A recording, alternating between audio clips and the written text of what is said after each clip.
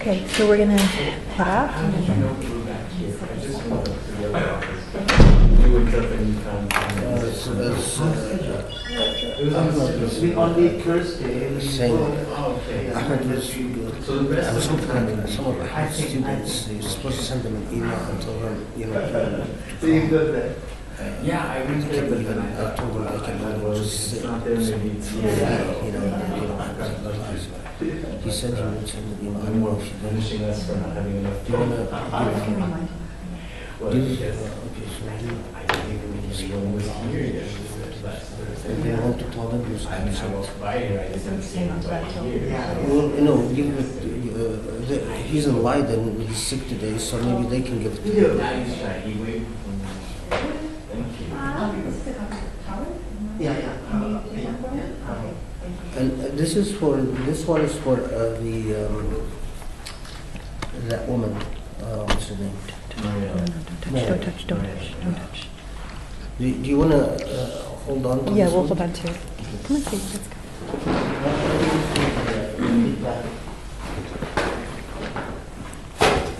So we'll see you later. All right.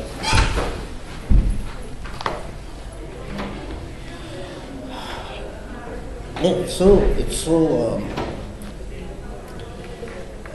is so remarkable because just over this weekend, I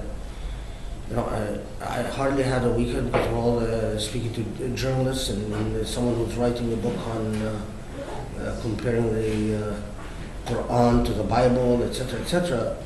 And everyone says, "Oh, this you being here is very, very, very, very important." But then there's always this mystery. Okay, so what's To do what?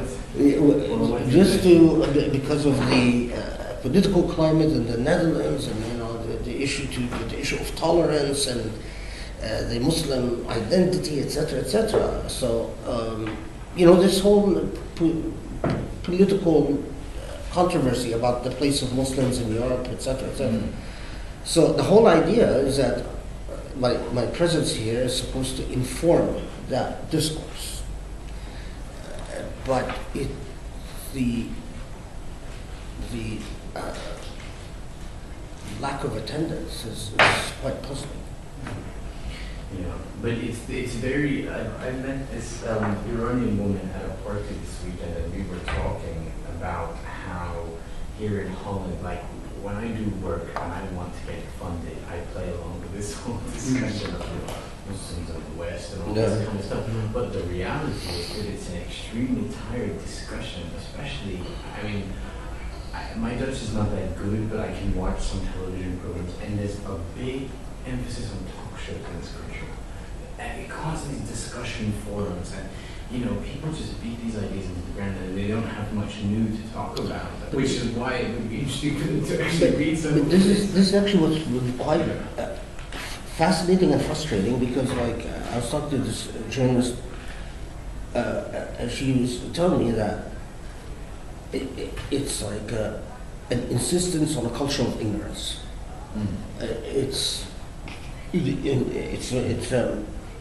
Everyone wants to talk about it.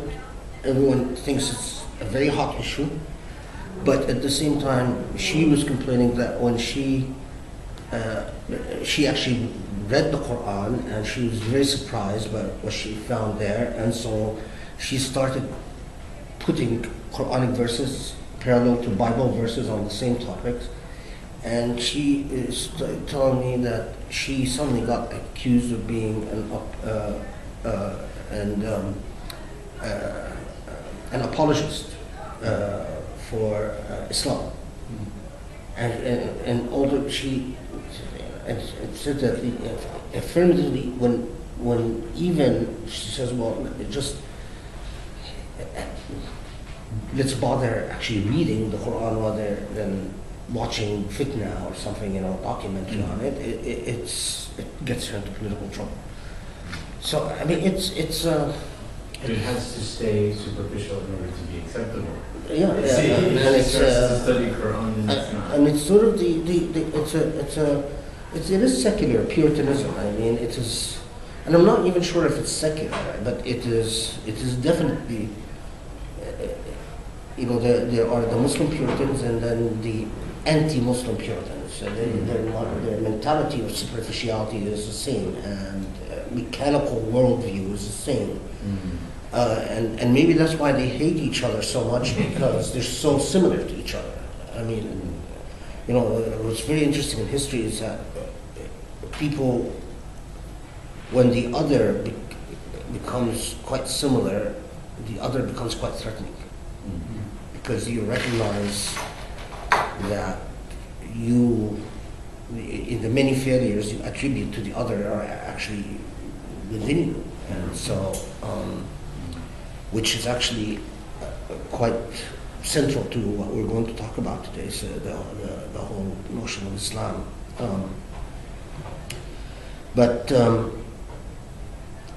I was also I met with Nasr Zaid and this other professor called Ahmad, who's teaching. We met in Notre Dame, but Ahmad tells me, he taught a master class, and he says, I have all these students who know your work and very interested in your work, and I said, well, that's news to me, because you should come and see me, attend this. I mean, and he's telling me their names, and he said, yeah, the reality is, it's the attitude is, it would be one thing if you went to them, to their city, and sort of gave them the class at a convenient time, a good, convenient schedule, didn't conflict with anything. But although everyone talks about how important this issue is, but the willingness to invest time in it and energy to actually develop any intelligence about it is not there. Anyway, okay.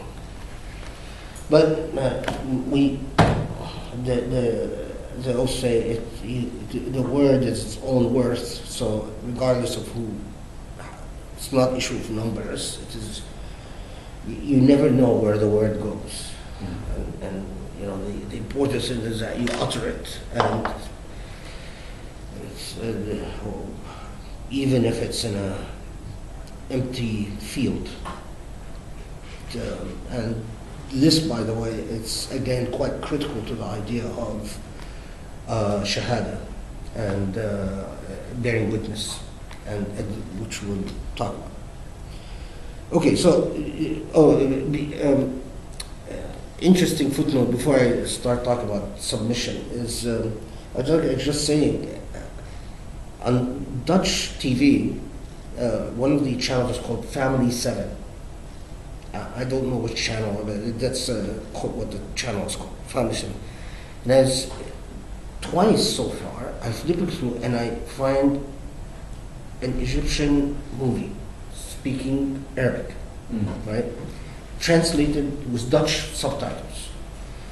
And of course, it catches my attention. I stop and watched it, and the quite surprising thing is that these turned out to be Egyptian movies with well-known Egyptian actors, the vast majority of which are Muslim actors, funded apparently by the Coptic Church, and the movies are done. They're sort of propaganda, or you could call missionary movies, or evangelical movies, or propaganda movies to promote Christianity. But the sort of the mind twist is that, put that in the pot of stereotypes. It is done by Muslim actors who are representing something that is, assumingly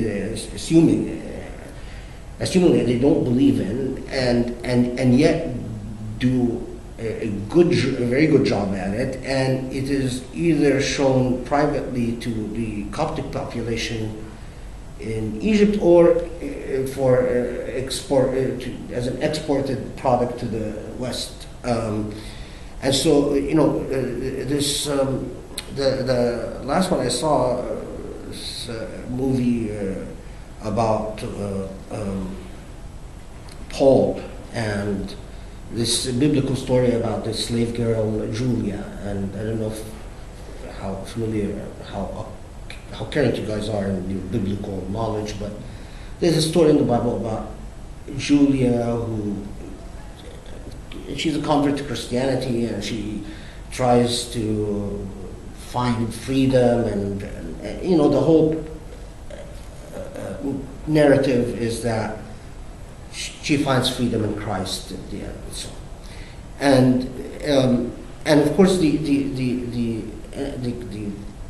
moral of the movie is Christ died for our sins and suffered on the cross, and in direct, what one can say implicit, perhaps explicit, I'm not sure, response to Islamic theology. It's one of the characters in the movie, and it's not in the Bible, rhetorically asks, well, why would God manifest as a human being? And in, again, a bit of creativity, because it's not in the text of the Bible, Paul says, well, the reason God does this is to demonstrate that it's possible for the human form to contain the full of divinity.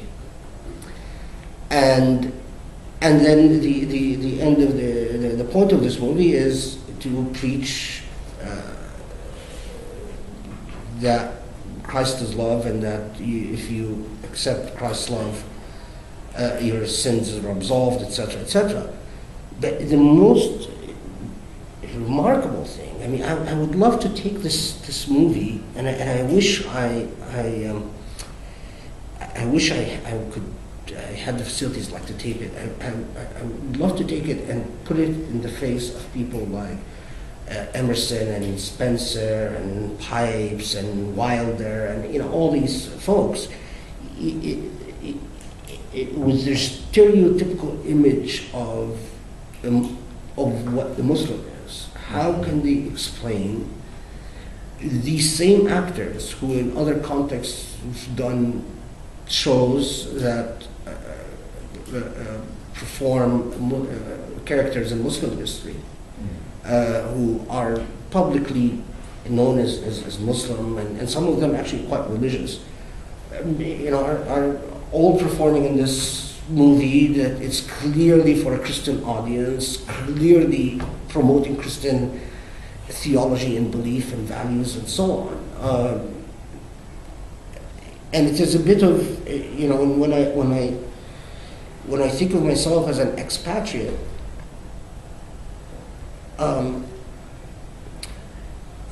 growing up in Egyptian culture, I would have seen nothing remarkable about this movie. The only reason I am like, it catches my attention now is because I've lived in the West, and because I've been exposed to what the West says about, including what the West says about Egyptian culture and the role of Copts in Egypt. I was one of those people, unfortunate souls, who was appointed by President Bush to this Commission on International Religious Freedom. And what this is a commission that is supposed to study religious freedom around the world. And one of the things, serving on this commission, I discovered is the commission is not interested in facts. Very much like the debate about Muslim minorities in the West. It's not interested in facts. Most commission members already concluded, for instance, that Copts are persecuted in Egypt, and any contrary evidence, including the testimony, including contra narratives by Copts themselves, are not welcome. and closed off, excluded immediately. This actually led ultimately to a very public showdown on Al Jazeera. I mean, there's no reason for you guys to know this, where the chair of the commission was invited by Al Jazeera, and they invited me, and I publicly accused the commission, and I said, as a Muslim, this commission is not about religious freedom. This commission is about, it's according to this commission's worldview, the only persecuted people in the world are Christians and Jews, and there are no persecuted Muslims in the world. And the head of the commission lost his temper and got up and left the show. It was a live show. So he actually got up and stormed out. Amazingly, I mean, the head of this commission was the dean of George Washington Law School. So he's not like, and I spoke, very specifically because I was a member of a fact-finding mission to Egypt, and this fact-finding mission, of course, we went and we visited a lot of different religious minorities, including Baha'is, for instance, and then we had, compiled a lot of evidence, and there's evidence of discrimination, and there's evidence of, but also sometimes discrimination against Muslims, against this, but the question is whether it rises to the level of systematic persecution, sort of a policy of persecution. But the thing that really shocked me is that the head of the commission, and I'm the only Muslim member, and the Christian majority in the commission, / also 2 Jewish members who were very, very pro-Israeli and so on, started our deliberations by saying that, by producing a list of non-credible witnesses. And lo and behold, I look at this list, and it's basically every Muslim or Christian or otherwise who said anything other than a narrative of persecution. So it's basically anyone that disagreed with a particular worldview. And when I ask, what makes this? How do we start the deliberations when you've already ruled these witnesses not credible? And they say, well, because it's obvious that they're either scared of the government, or they're hypocrites, or they're trying to get bargain for some type of benefit, and otherwise they wouldn't have said anything positive. And you sit there, this is a dean of a freaking George Washington Law School, and one of the major law schools in the U.S., and a dean of law. You'd think that, like the circular logic, it's so obvious. How could you possibly be any type of jurist and not see the But anyway, of course, I was outvoted because I'm myself, and there was also another member who's Hindu, who both of us voted against, but everyone else. And of course, then the report came out, not surprisingly. So after this showdown on Al Jazeera, for a while, it sort of. And I wouldn't, the chair after that wrote to the president and demanded that I resign, and I refused to resign, but because I didn't want to give them the satisfaction. And so when my appointment ran out, I didn't seek reappointment. I just sent them a letter saying I'm not interested. But that's the way I protested and I wrote to the letter that I'm not interested in reappointment because this is nonsense and so on. But the experiences like this are they're paradigm shifts in your intellectual orientation, because you think we've reached a point where certain very apparent, very obvious bias, humanity generally has become more sophisticated than these rather vulgar displays of bigotry. But then you discover that actually, no, it just depends on whether certain social mores exist or not. Anyway,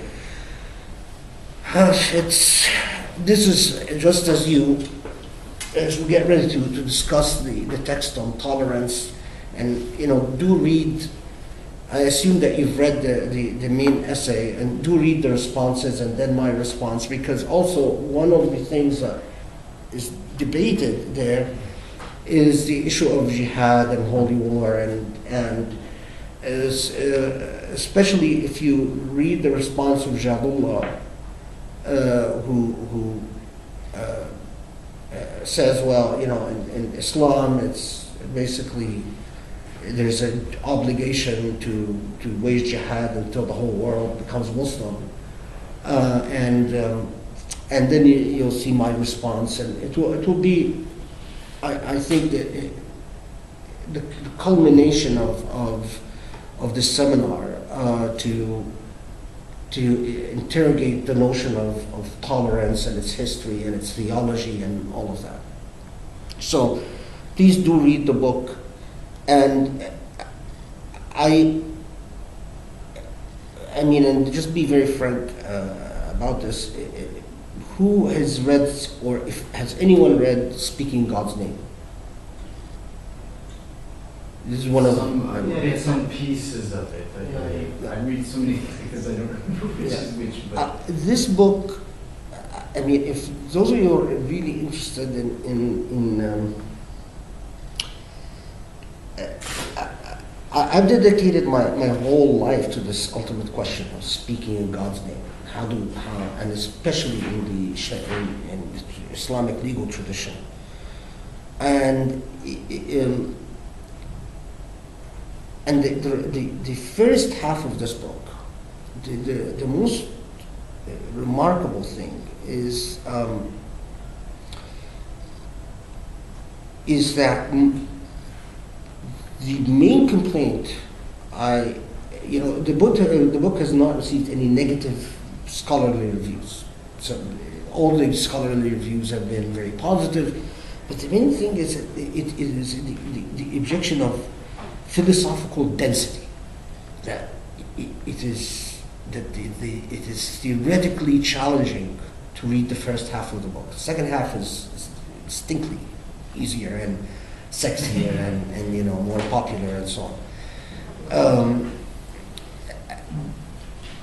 But and some of the people interestingly enough, this book has been cited by people who talk about jurisprudence or jurisprudential theory, using some of the constructs, but they're not interested in Islam. They're talking about the philosophy itself, right? So, from my perspective, it was a discourse that focused on Sharia, but that engaged in a human discourse, in a universal discourse about the role of law and who does law speak for, and what is the authority of law, and so on. But remember when I started the seminar, I said, where part of the process of exclusion is to assume that your discourse, by definition, is on the margin rather than in the mainstream. And people would write about what is law without, or people would write about Sharia, but not worry about where the rest of humanity is vis-a-vis law, the question of law. And the difference in the civilizational shift, where Muslims are sort of the center stage of world discourse in all matter that have to do with intellect, to the margin, complete margin of world discourse, and how that shift happens and so on. And from that, even if you don't read Speaking God's Name for this class, I do urge you that at one point in your life, take it on, and as you make your way on your own careers, have your students persevere through it. Persevere through, this is, none of you are jurists, but this is an example of an attempt of a modern Muslim to behave as his predecessors did, speaking about law, but speaking to the world at large about law, which is quite, here you have a very critical normative question, and it's a question that has to do with the whole message of Islam. We know that the Quran insists that Islam is a universal message, right? Message to all of humanity. That is quite clear if you've ever read any part of the Quran or have any part memorized. And so this is a discourse directed at humanity. So the relevant, we speak about, let's say, the relevant audience, the relevant space that is addressed is human beings at large. We have a certain problem. If the discourse is intended at an audience at large, but that discourse, or the space that the space that this discourse occupies,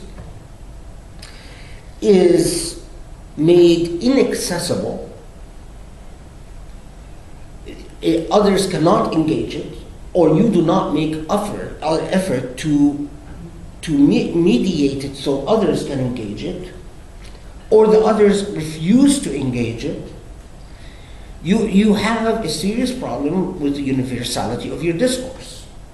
Then your discourse really becomes a non-universal phenomenon. It becomes so I cannot say I am performing, let's say I do an art piece, right? I cannot say, oh, this art piece is for all of humanity, if I then put it in a room and only allow people of a certain age or people of a certain color to come see it. It's by definition, you say, well, your art piece is not for all humanity.